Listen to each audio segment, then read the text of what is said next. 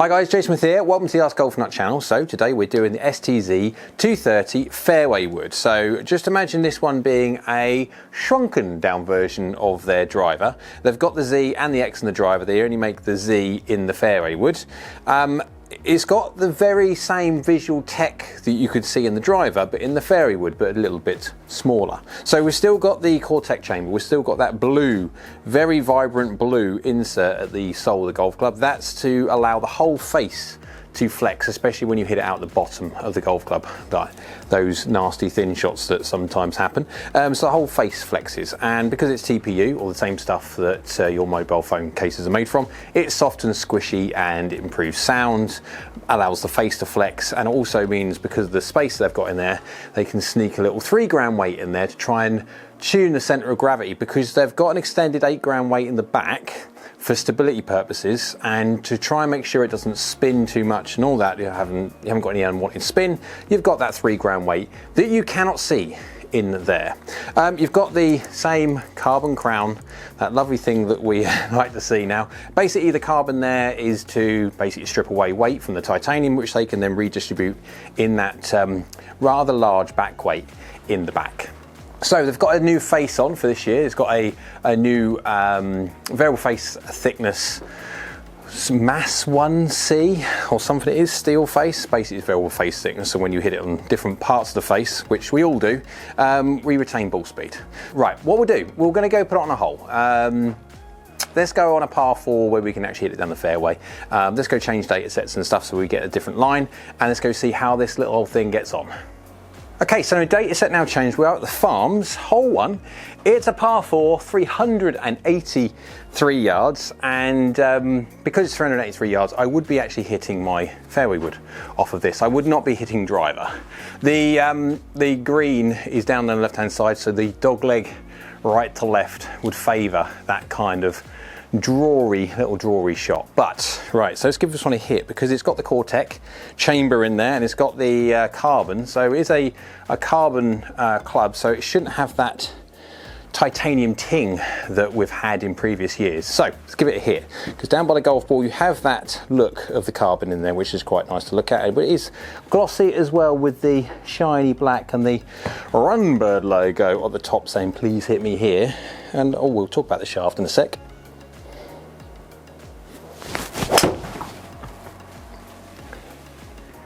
Yeah, that's a solid feel.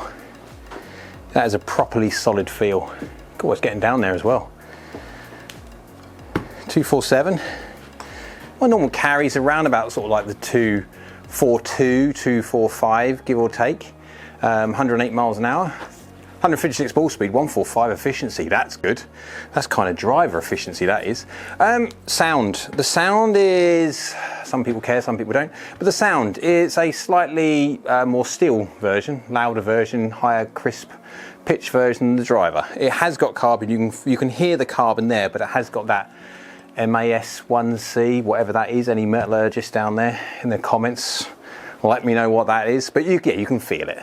But feels nice. I mean, the CORTECH chamber in there, can you feel it? I mean, it makes much more of a difference on the driver than it does on the fairway wood.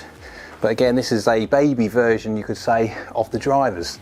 So when it comes to the technology, it will work well. It will kind of work the same way, but not quite as well when it comes to drivers. He's bigger, better kind of idea. But the shaft, we've got the Hulk shaft in there.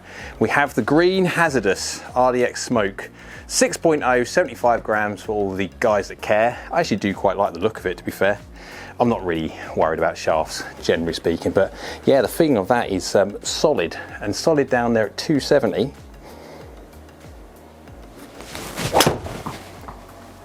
That's a little bit loose. Should be pretty good though. Still should be pretty, oh, it's getting out there for a miss. Now I'm hitting this off the deck, and generally speaking, some people see this as the hardest shot in golf. It's, yeah, well, again, most of the time when you're hitting off the tee, when it comes to this, you will be off a tee. I just put it off the deck for a bit of fun. But no, the feel for that one, I felt that was actually worse than it really was. It's gone 14 yards offline, which, yeah, it's still fairway, no problem whatsoever. But yeah, feeling's still good. That's a much more solid hit. Much more solid hit, that one. Oh my word. Oh my word. Yeah, I felt that was 282. Okay.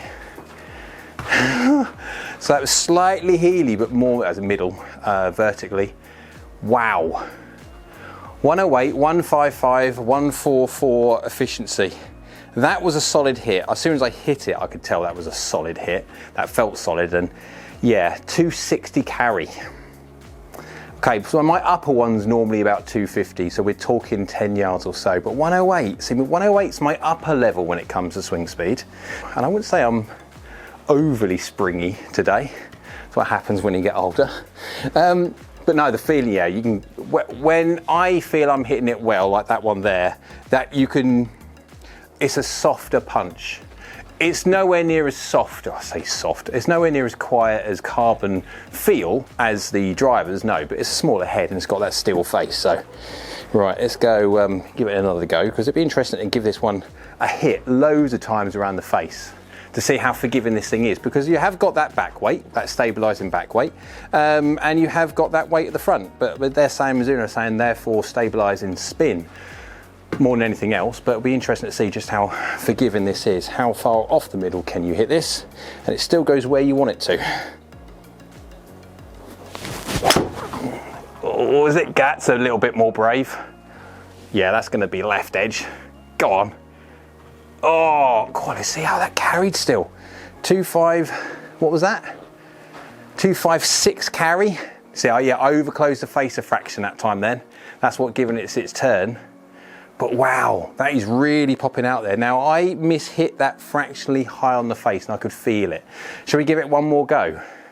Because it's actually quite fun hitting this thing. Because 256, and that's, for me, I felt a little bit of a mishit compared to the one beforehand. And I could feel I could really get this one out there. This one could be an absolute rocket ship, this 3-wood could. Oh, I've overdone it again. But wowee. It's my fault, I think. Yeah, slightly toey, I'm swinging slightly across, 254. And that was slightly toey and across, my fault, 254. That is definitely upper level of how hard I could actually hit it. And I don't feel, I'm not going at it, like properly going at it. That's quite impressive. That is going out there. Now, be interesting to see with the large data set what the pattern of shots are. I mean, for them ones there, they did tend to move a little bit to the left. But again, that's more to do with my delivery more than anything else. So, right, let's go give this a hit loads of times because it feels good. It looks, well, looks up to you, subjective, whether you like it or whether you don't. That's down to the individual themselves. But let's go give it a hit all around the face, high toe, heel low, all that kind of idea, and just see how well this thing actually does. Right guys, let's go see how this STZ Fairway wood got on. The new STZ230, STZ230, depends on where you are in the world, when it comes to the forgiveness and the performance side. I hit it a load of times, absolutely loads, to try and get an understanding of how exactly this new Fairway wood works from Mizuno, the good bits and the bad bits of it. So let's just go by the averages first. We can get an idea how well this thing works. So ball speed on average 154.7, launching at 11.6 degrees. Spinning at 3,244, which is a nice healthy mid-range spin for a 3-wood.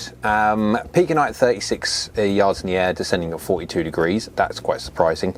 And carrying at 250, which is quite surprising. Now, my normal carry is around 242, 245. So if I'm carrying on average, remember there's some interesting shots in there as well. If I'm carrying this on average at 250, yeah, that's got some serious potential for hitting one less club into a green at least, but total 269. But let's go have a look at the clubhead speed. 108.2, which is generally speaking 108.2 miles an hour is my upper end of normal. Now today I didn't necessarily feel extra elastic and I didn't feel extra speedy either. It was just a normal day, so something about the setup is just allowing me to reach my peak a little bit easier than normal. 1.43 efficiency, 0.5 up, 0.1 from the inside, 0.6 open. 2.2 degrees lie up, and 1 mil toe, 2 mil low is the average, but I've hit some weird and wonderful strikes in there. And then if you go by the ball compare screen, you can see a graphical representation of what it's doing. Now, I would say, if anything, after hitting a load of shots with it, it has a tendency, just for me, and whether it's because of the hole that I did it on, I'll be honest, I didn't come out of the Foresight range, or the thing onto the Foresight range, because I was enjoying the hole that I'd done on the test. I thought I'd just carry on, and so hit loads of shots with it. So yeah, because the dog leg left or right to left that I was playing on before, because it moves slightly left, and whether that was influencing, I don't know, but I was having fun hitting it on there, so I just carried on hitting on there. But that's where we got the averages from. So 250 average. Yeah, it's quite good. So let's go have a look at the mishits, because I've captured some absolute screamers for the people who mishit their fairway wood, whether it be 5 wood, 3 wood, or whatever it be. So let's go have a look at this one. 104.5 miles an hour, 0.8 from the inside, 2.4 open, 6 mil low, 30 mil heel. 30 millimeters heel. Remember, this is a fairway wood. It is not the size of a driver, so 30 mil heel is nearly shank, if not hosel. It's gone 206 yards carry, so it has lost a fair bit of chunk distance. It's done fairly well considering that strike, but 0.5 of a yard offline, so it's done exceptionally well. Next one here, again Healy, 106.8 miles an hour, 0.2 from the inside, 2.7 open, so basic carbon copy within reason of the same or very, very similar to the delivery beforehand. 7 mil low, 28 mil heel, 218 carry because it's a slightly faster club head speed than one beforehand, and 0.4 of a yard. So we can absolutely categorically state that if you're going to hit some very interesting parts of the heel on this golf club, the roll and bulge and the gear effect and all this lot that goes into making a wood face, driver, fairway wood, doesn't matter, or hybrid, yeah, the gear effect is working exceptionally well to try and make sure we can get it back to target. Yeah, 0.4 of a yard offline, done very well. Next one, 108.2 miles an hour, 0.5 from the inside, 1.4 open, 14 mil low, 15 mil heel. So now we've gone from extreme heel to now low heel and 0.0 yards offline. How are we losing distance? Yes, of course we are. Every golf club on the planet is going to lose distance when you hit it out the heel. That's just a given fact. Spin rates generally increase, launches, especially when hitting low on the face, decrease, and it's just a mixture of just not very nice for distance. However, when you hit it off these weird parts of the face, you're just kind of hoping that you can find it, and the fact that it's finished 0.0, I mean, that's just luck of the draw, but it is illustration of quite forgiving. Next one here, 104.8 miles an hour, club head speed, 0.5 from the inside, 1 degree close, so left hand draw bias delivery, 12 mil low, 12 mil toe, so low toe delivery, and is finished 14.7 yards offline, so it's still fairway. But 221 has it dropped a little distance? Yes, it has, but I mean, that's 12 mil low, 12 mil toe. This is a fairway wood, remember. It is not the deepest face. We are not talking about a driver. It's shallower than an iron face. So it's when you're moving 12 mil low, 12 mil toe, that is actually quite a bit on a fairway wood head. Next one, 108.9 miles an hour, 0.6 from the inside, 0.9 open.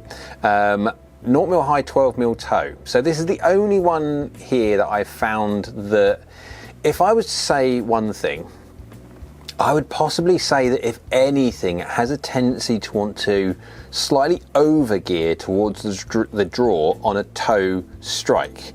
But this is only my findings on this day, and again, if you guys have got your own individual delivery, unique delivery, will possibly find something different. It's just a finding. It's exceptionally really good off heel shots, really good off low shots, really good off low toe shots. But as soon as you start hitting toe, just normal toe, it has a tendency to slightly, I'm not talking massively, I'm talking slightly over gear. This one here with a 0.6 path across, 0.9 open face, the lie was 3 degrees up basically, so the loft is going to be looking a little bit left, which is going to start to want to help it left anyway, but it's the added gearing from the toe strike. It's 13 yards offline. It's still absolutely fine at 249 carry, 271, 270 yards, and it's 13 yards offline with a 12 mil toe. It's still very, very good. Next one we've got here 107.8 miles an hour, 0.7 from the inside, 2.5 open. So go to the right, please. 1 mil low, 10 mil toe. So in this time, when it comes to the toe, you can see how the toe has slightly tried to gear it slightly more drawy, even though the face is slightly open. It still finished 7 yards right. Well, it should do, because my face was open, and so with the toe it is geared and it's trying to come back a little bit. It's still 7 yards offline. Wow, at 274. At 274. This is a really long 3-wood, and especially if you hit it in certain parts of the face. You're going to hit out the heel, it will gear up. It will straight away gear up with spin, with the tilt axis that it needs to hit target, yes.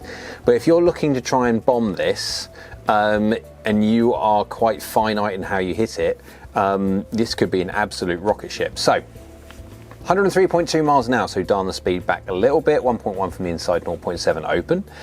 4 mil low, 8 mil heel, but that's gone 237 carry. Now, I can remember the day where I was hitting my, what was it, Ping G30?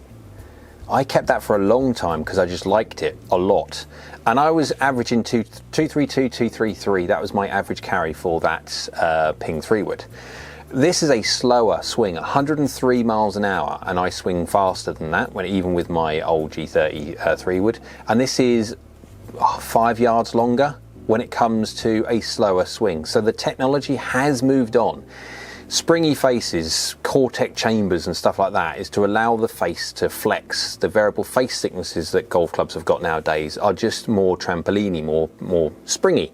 And so you're going to get a bit more bang for your buck. So this just shows to me just how much they've come along over the years when I'm getting the same, if not or more, carry distance from a decent strike, still 8 mil heel, but from a slower swing speed.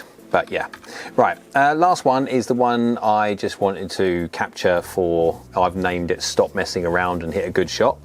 Swinging at 108.8 miles an hour, 0.9 across, 0.3 open, and we are talking it's 5.4 yards offline.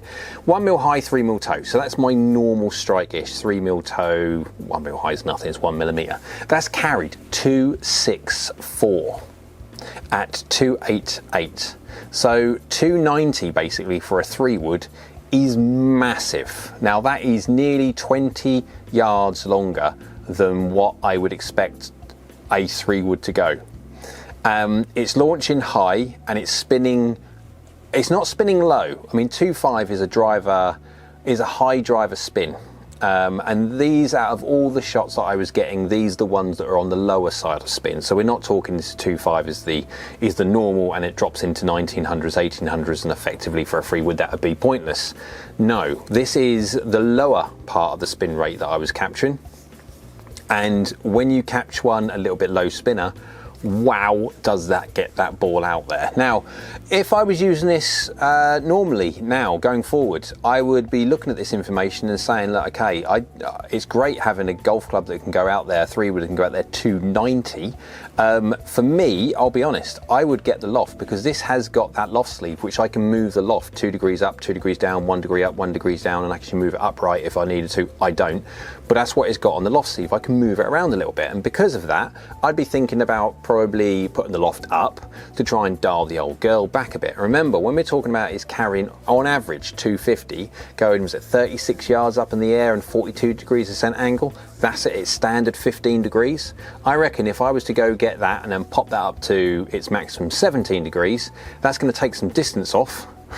Yeah, if it's averaging 250, and that's with some obviously miss hits as well in there, a lot of normal good shots. But when you see on the screen that it can go 265 yards carrying 290 total when you leave it in its 15 degree, I'm looking at trying gapping properly, and for me to do that I would need to add loft to it, dial the old girl back a little bit, but by doing so I'd be gaining even more height and even more stopping power when I want to go into a green, into a long par 5 or something like that.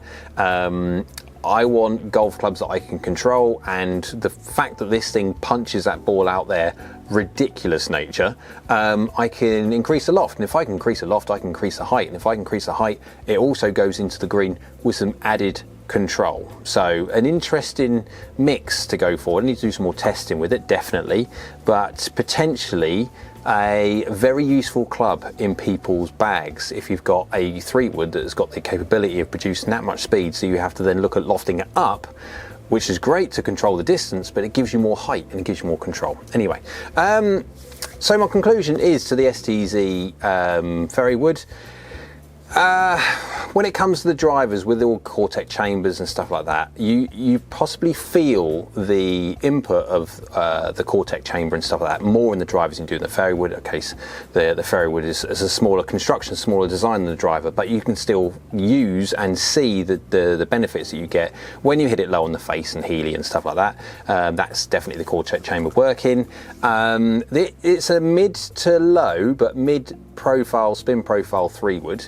It's not mega low spinning, it's not ridiculously low, so when you put this in an amateur's hands that haven't got the same speed as what I've got, it just falls out the sky and just doesn't work. It's not that at all. It's still got some spin to it. My average spin was 3,500 or whatever it was, so that is well enough. And again, I haven't even adjusted the loft yet on it. So do you like the looks? Well, if you like the blue, I mean, I'm getting used to it now a little bit, because again, the more I use it, the more you look at something, the more it doesn't stand out, it becomes normal. I like the carbon on it, so I like the Hulk shaft. The Hulk shaft is probably the best bit of the lot because it just looks cool.